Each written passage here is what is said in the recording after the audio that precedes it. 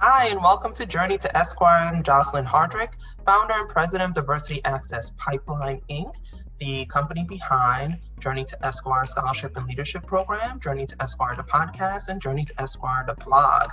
Today, I'm so excited because we have with us Sumayya Saleh, and she is one of our board members and has been with us since the beginning.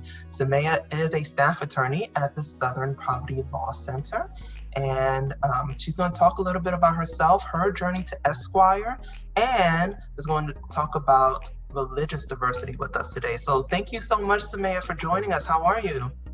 I am doing well. I'm really excited to be here and to finally be contributing to this awesome podcast that Journey to Esquire has been putting on.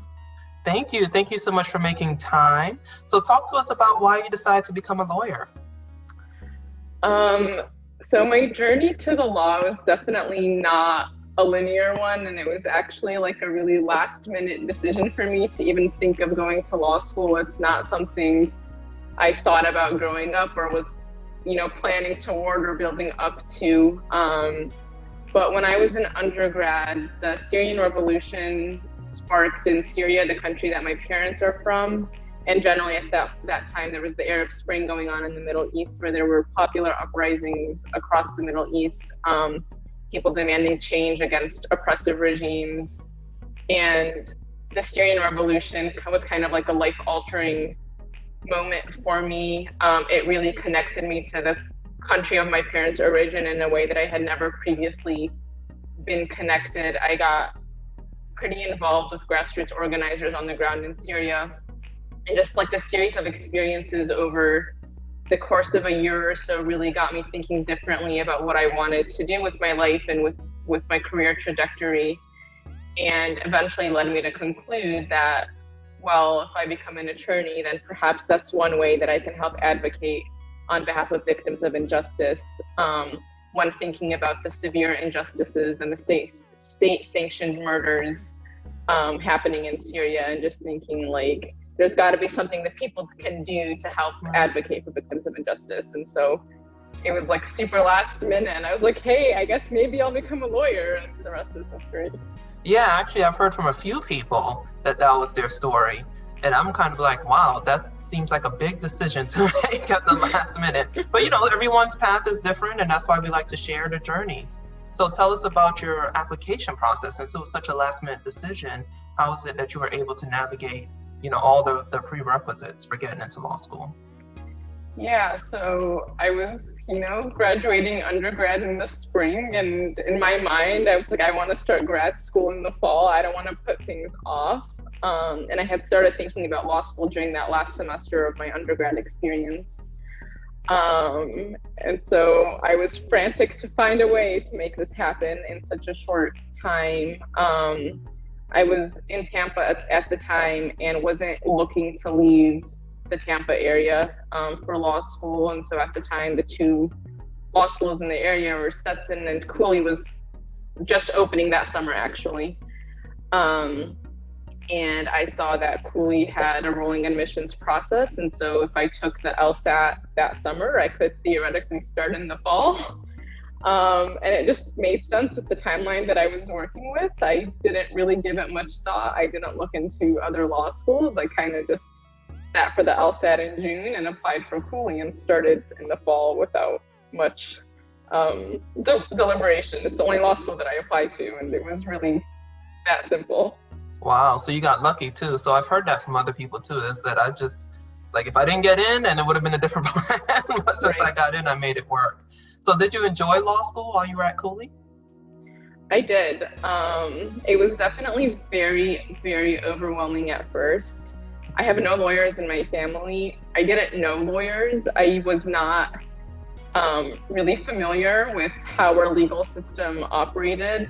I didn't go to high school in the US, so even a lot of the courses that you take in high school that might kind of like prepare you for the bigger picture concepts, that was not part of my education. And so my first semester and even my second semester were really overwhelming. I felt like I was so far behind everybody in the room who knew what was going on. I went to school with a lot of people who had worked as paralegals or who had some other experience with the legal system before law school. And so I felt like I was playing a lot of catch up on just generally what the legal field is like. And then obviously there was the challenges of law school curriculum. It forces you to think in a different way, you learn in a different way, you test a different way. But even with all those challenges, I by and large enjoyed my law school experience. I enjoyed a lot of the classes that I took. It was challenging, and I enjoy a challenge. So, there were definitely a lot of tears shed throughout the 3-year process. But overall, I mean, I'm one of those people that says, yes, I enjoyed law school, which is not the response that you get from everyone. No, not for me. I'm always very honest. Like, I've always wanted to be a lawyer, but law school was definitely a means to an end. It wasn't something that I looked forward to and enjoyed. I thought there would be more intellectual curiosity with the students I went with, but I think so many students are just so overwhelmed and shell-shocked that they lose sight of curiosity and just try to make it to the end. But, it went well for you. Didn't you graduate at the top of your class? I was number 2. Number 2. That's the top of the class? That is the top of the class as far as I'm concerned. Yeah, I made it work for me. So, yeah, it was definitely a challenging but a rewarding experience. And I think the point you make about intellectual curiosity is it's something that I think about a lot, because I don't think I experienced it a ton during my law school experience, or conversations very much centered on the law and not on the larger societal implications of what we're talking about. And I think for me, the reason I didn't necessarily engage with that intellectual curiosity is because of just how overwhelming the experience was for me, and all of it was so new. And now thinking back on, and obviously the way I approach my practice now, I very much think about those bigger picture issues, but it certainly was not part of the conversation for me during my law school experience. Yeah. And then fun fact, you were in law school with your twin sister. So did she get the benefit of you having been there first and being able to guide her in that process? Yeah, I don't want to speak for her, but that's definitely something she says a lot. She started law school a year after me. So she had just, even going in, had the experience or knowing what the struggles that I encountered during my first year and how to approach the studying, and just all the questions that I had no answers to going in, she was able to benefit from my experiences. So yeah, I think it did help her, and it gave her access to information in a way that I didn't have entering the program. Yeah, and obviously one of the reasons I know is because we met when you were an intern. When I was clerking for a judge, and then I would see your sister around town, and all of us commented we thought we saw you somewhere, and you're like, it was probably my sister, and that's how we found out. We're well, that explains a lot. But both of you were gracious and would just smile, because I guess you got used to it after a while. So speaking of that internship, after that, what was your job search like after law school? So when I was in law school, my first summer, I did an internship at the courthouse in Tampa, working with staff attorneys and judges there. And shortly after I concluded that internship, I heard that they were hiring for a part-time law clerk, a law student, to go work as a law clerk. And I ended up getting that job. So during law school, I was working part-time at the court, working with staff attorneys who worked for the judges to help them conduct research and draft orders and so on. And I held that job up until my last semester of law school, when I did an externship at the federal courthouse, and when I met you. Mm-hmm. And in my mind, I was like, I'm going to graduate, I'm going to study for the bar, I'm going to take the bar, and then I will start thinking seriously about the job prospects, because searching for a job while studying for the bar felt kind of overwhelming to me. And so in my mind, I was like, let me just take things one step at a time. But when I was studying for the bar, somebody at the courthouse reached out to me and told me they were hiring for a staff attorney. It was work that I enjoyed when I was in law school. I felt like I got to learn a lot about the law and about working with judges and learning skills that would ultimately help me be a better practitioner, to get a really good grasp of the way things work. And so I ended up applying for that job, and my first job out of law school, and I started shortly after the bar exam, was as a staff attorney at the 13th Circuit Court in Tampa, working for criminal division judges on research and, drafting orders and advising them on how to rule on a variety of matters. That's awesome. And one of the points of the program is to help get students into judicial clerkships because of just what you said. You get so much information about how judges think. You get to see how other lawyers argue and learn from it, from the good and the bad and the ugly. So I'm sure if you, like me, you saw some ugly. We can't give you the specific examples, but we saw some things that we thought probably not a good look, probably not a good strategy. And so now you're doing work with the Southern Poverty Law Center, which is connected still to criminal law because you were a public defender between your job at the courthouse and the Southern Poverty Law Center. Were you always interested in criminal law? Did you see it connected to your initial purpose for going to law school? Yeah, I mean, like I said, when I started law school, I didn't know exactly what I wanted to do. It was kind of like I had this vague notion in mind that I wanted a way to advocate on behalf of victims of injustice. But through the job that I got during law school, working in the criminal court, that was one way that I started learning about the really harsh injustices of our criminal legal system.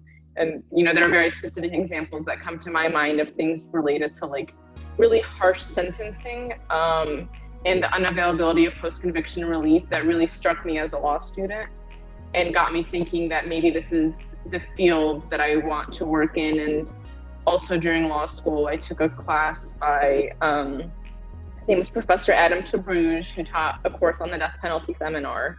And that was also a very eye-opening class. We talked a lot about the death penalty, but also about broader issues in the criminal legal system. So those two things really kind of set my mind on this is the area that I want to stick in. And that's what led me to the public defender's office. But even going to the public defender's office, I was really passionate about doing indigent defense and advocating on behalf of people who couldn't otherwise obtain a lawyer, but also was interested in working toward bigger picture reforms, and thought, well, there's no way I can do that if I don't know what it's like in the trenches. And so for me, being a public defender was a really important part of that.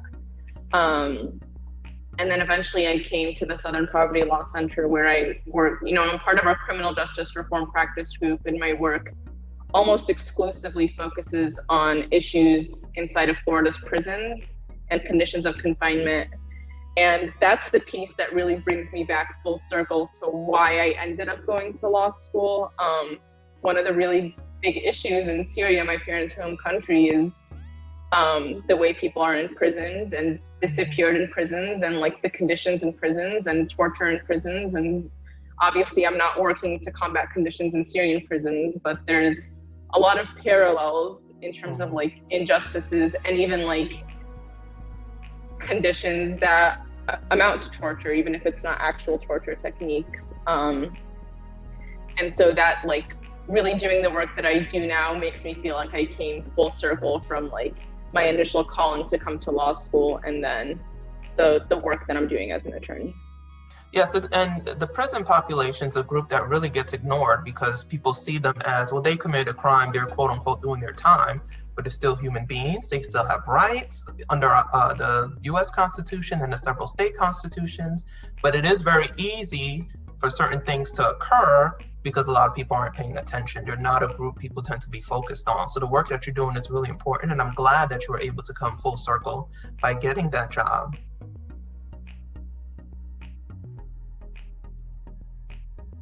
And so you've been a board member now for Journey to Esquire Scholarship and Leadership Program since before there was a board, right? Before we were incorporated or anything. And so, and you've seen several of our interns and our scholars come through and reflecting on your own experience. What advice do you have to offer to new and future law students? Not being afraid to stick true to who you are. Even if that's the unpopular or non-conventional way of doing things in this profession. One thing that I've been reflecting on a lot over the last couple of months is how our entire legal system and this profession is really built on a foundation of white supremacy. And that leads to a lot of the norms or things that we accept as norms in the profession in terms of how people are supposed to look and how people are supposed to act and how you engage with clients. It's oftentimes very paternalistic rather than like empathetic and understanding. And all of that to say, I think a lot of the lessons that I've learned over my 5 years of practice are like not being afraid to stick true to who I am and doing things the way that I believe them to be right, just because the profession tells me otherwise, or just because that's the way I see people doing things differently. As a Muslim woman who wears the hijab, it's obviously a very obvious part of my appearance, and this is obviously not the way lawyers are supposed to look traditionally, right?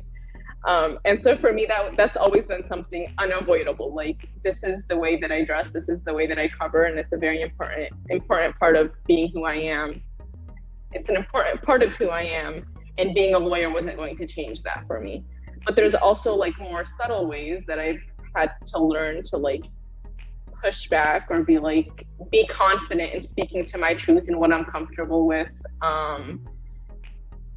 and not sacrificing who I am in the name of like fitting in as a part of the profession. And it's not hard. It's not easy. It's oftentimes very hard. Yeah, I was gonna say I'm guessing that is a hard thing to do, because I've had to do it in many ways. Even just wearing my hair like this, curly, is like a big deal, or out, or when I first started, looking young, being a young Black woman walking in, I'd had to convince several people that I am a lawyer. I am here to represent the client. And you feel like, okay, I'm doing everything right, but I don't fit what people think a lawyer should look like. And so I'm having to do this extra work, and it's an extra burden. So, and my approach has always been advice to young, new lawyers, young people is understand that you can present as yourself the way you want to. There's going to be consequences, and if you're okay with those consequences, go ahead and do it. And to me, if that presentation is extraordinarily important to you, the way hijab is for you, for me, natural women with our natural hair is a big movement, and people think what's the big deal? Well, the big deal is for centuries we were told we couldn't do that. So we're trying to normalize it, just like you're trying to normalize hijab, and we're trying to normalize young people and women, and having different standards be acceptable instead of one standard that everyone has to conform to. But it, like you said, it is tough. It does take courage and bravery. And do you have any stories you'd like to share about any particular instances when that has occurred, or any other thing you want to share about religious diversity, since we're on that topic? Yeah.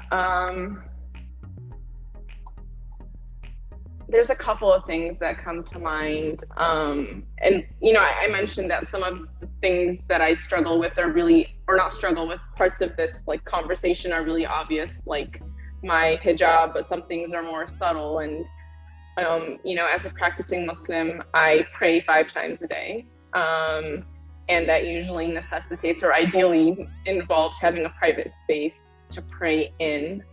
And for me, when I was, a law student and a younger attorney, I wasn't always comfortable, when I'm at an event or at a function, asking somebody for a private place to pray, or being like, can you make sure to accommodate the Muslims in the room so that, we're at a day-long event, I'm going to need to pray during the day.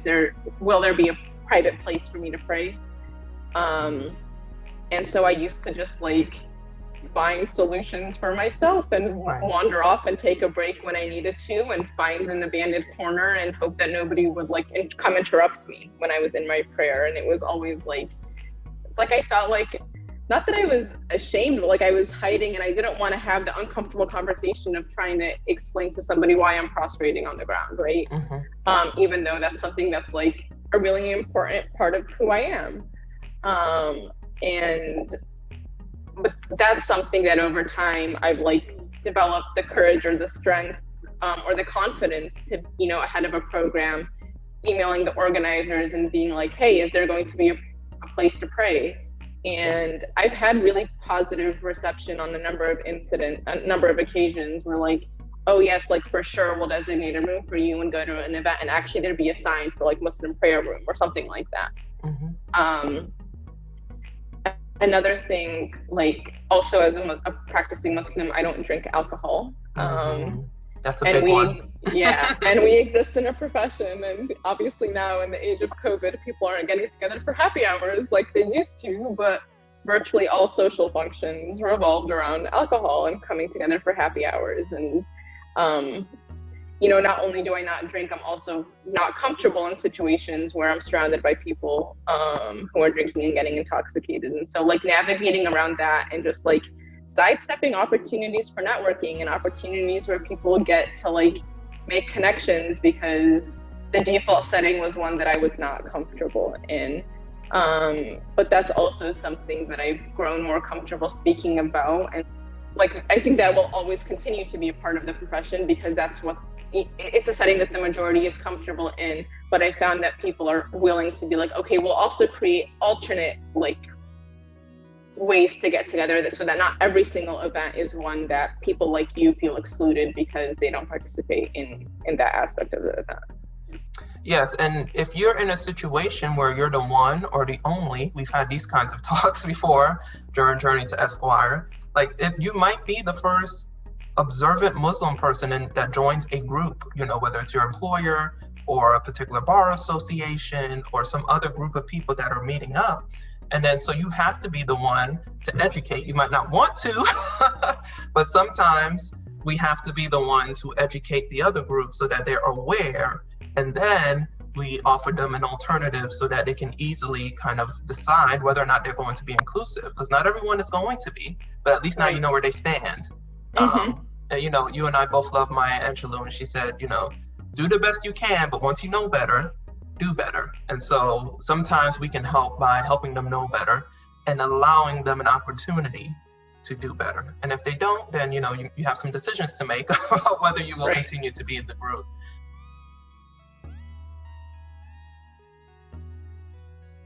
So yeah, so awesome. So we're at the end of the podcast. I just want to ask you one more question. If you can talk about, you know, why you decided to be on the board and be a part of this project, Journey to Esquire. Sure, yeah. So I still remember the first conversation we had about this project, and it was still like an idea in your mind. We got together for lunch and you're like, hey, Sumayya, I'm thinking about this thing. What do you think? And I was automatically very, very excited.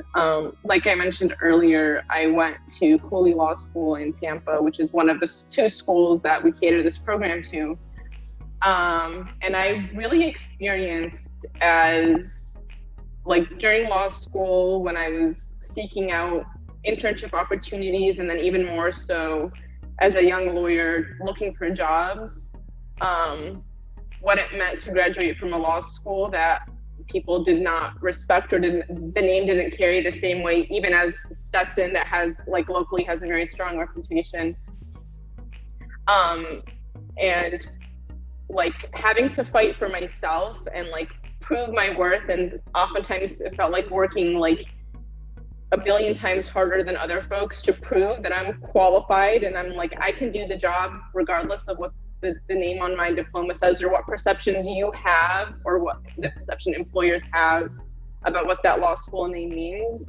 So I like automatically viewed this program as a way to potentially pay it forward and help other students graduating from the same law school navigate those struggles, and also as an opportunity to kind of like help develop and solidify the fact that graduates from my law school are strong, capable, competent attorneys who not only can excel like in the actual work, but also give back to the legal community.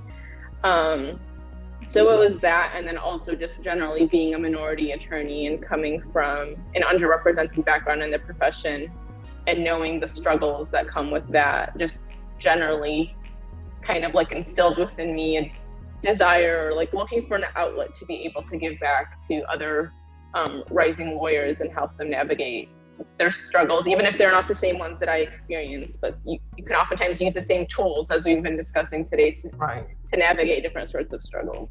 So absolutely. And when I started the program, I didn't like being a professor at Cooley was the farthest thing from my mind. It was more kind of like when you were an intern, and every intern that I've come in contact with, I always kind of try to give them some advice and mentor them. And a lot of the students have really kind of taken to that because they felt like they didn't quite get it in other places.